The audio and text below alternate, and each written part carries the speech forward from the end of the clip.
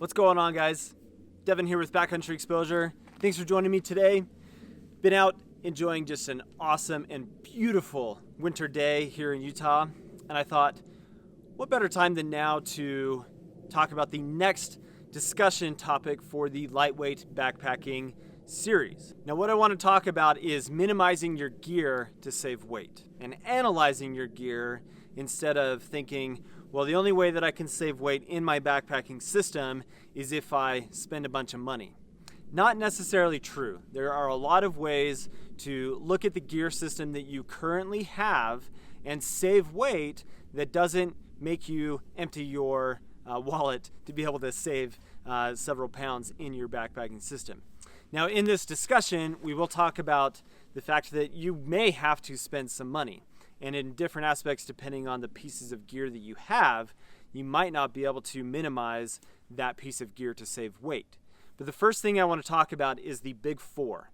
This is going to be the most weight savings that you would be able to accomplish with your backpacking system. It may require you to spend some money, but we'll discuss why. So the Big Four is going to be your backpack, your shelter system, whether that is a tent or a hammock, then your sleeping bag, and your sleeping pad. Those four items are going to be the heaviest, bulkiest pieces of gear that you carry in your backpacking system, but they also have the most potential to save you the most weight depending on how you approach your lightweight backpacking system. So let's talk about your backpack. For me, over the years, I've had several different types of backpacks, and I currently own a backpack that is upwards of 8 pounds in total weight. That is a lot. I've got a frameless backpack that is less than 2 pounds. So there are trade-offs depending on what type of pack you're going to use. But in general, if you're going to be carrying around 25 to 35 pounds of weight with food and water, then having a 55 to 65 liter pack in general is going to be plenty of space for your backpack. There are a lot of different backpack options that allow you to be in that 2.5 to 4 pound range. You don't have to have a pack that weighs 8 pounds to be able to accomplish that. So if you're currently using a pack that weighs that much, then start looking for something that still gives you the weight capacity to be able to carry the weight that you are going to be carrying with food and water, but the pack is made from different materials, or it's just a smaller capacity and it saves you weight. For example, I have a friend that was using a pack that he absolutely loves and then decided, I want to save a bunch of weight in my system. Where can I do it first? First place he looked was his backpack. Bought a new backpack. He was using and still does use the Osprey Aether, which is a fantastic, beautiful backpack, but he purchased the Osprey Levity, which was a 45 liter pack. So we went from a 70 liter to a 45 liter and saved over 3 pounds of total weight in his backpacking system. The next aspect that you can save a bunch of weight with the Big Four is in your shelter system. Specifically with a tent, there are a lot of different ways that you can save weight in that regard. Do you really need to take a ground sheet? I would beg to say that no, you really don't need a ground sheet.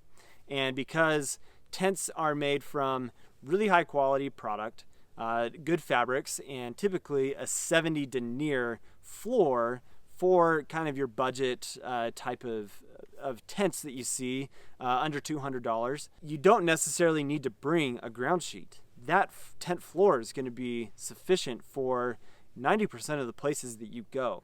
And I don't carry a ground sheet anymore in a lot of places because the tent floor is plenty strong enough and abrasion resistant enough to be able to support me leaving that weight behind and not ruining my sleeping pad.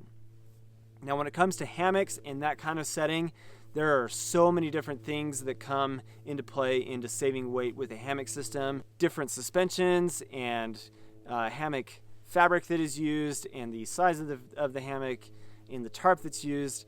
I would just suggest getting onto like hammock forums and figuring out what other people are doing to save weight. In terms of a sleeping pad, there's a lot of different key aspects that go into making a sleeping pad effective and worthwhile. The biggest point is the pad going to give you the insulation that you need to be able to be warm and not conduct a bunch of cold from the ground when you're sleeping, particularly in 3-season settings. So you're going to want to find a sleeping pad that A, saves you weight and is compact and small, all of that, but also has a good R value or temperature rating that is going to give you the insulation that you need. There's a lot of different pads out there, anywhere from 12 ounces to 17, 18, 19 ounces. That is going to be a good, decent weight. And I would suggest going with a blow-up pad as opposed to doing like those fold-up accordion style pads, because those are bulky and, I mean, they're lightweight, but the bulk to them is a kind of a downside for me in terms of how I carry it on my pack. And the last item is going to be your sleeping bag.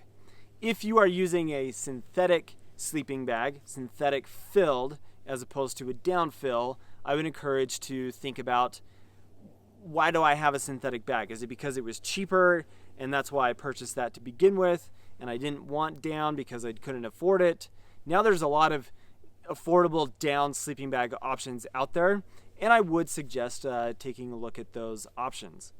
If you're using synthetic, consider, is it necessary for me to have that in terms of, am I in a really wet environment? Am I going to be in a place where I have the potential to be in a lot of rain, and I want the added benefit of a synthetic fill in case I do get wet. So now that you've got the 4 big items kind of going around in your head and thinking, how can I save some weight in those items? Let's talk about the other aspects of your gear and just really analyze and consider all of the pieces that you take and think, do I really need to take that with me?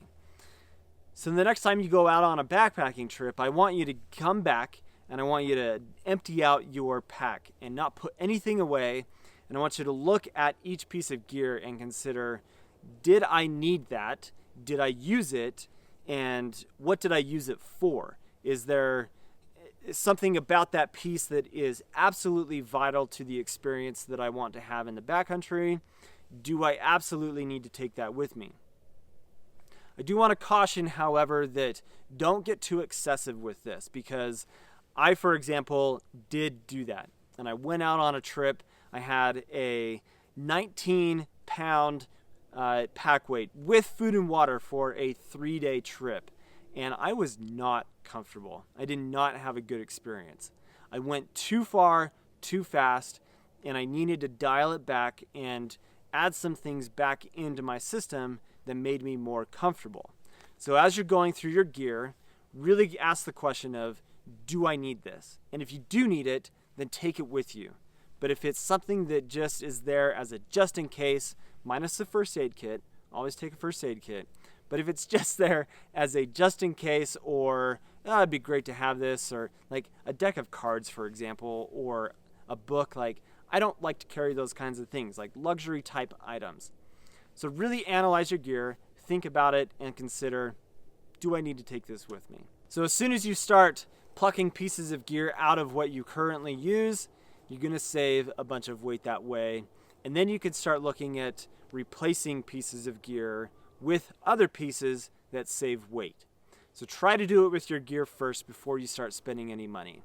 So hopefully that helps you start getting to a point of a mindset of analyzing your gear, looking at ways to save weight without spending any money, and then enjoying your experience. And go out and use that new system and test it before you go purchase things, unless it's an absolute necessity. So thanks for watching, guys. Please subscribe to the channel if you haven't. Got a lot more of these lightweight backpacking videos to come, so you're going to want to be subscribed. And as always, have an awesome day. We'll catch you on the next video.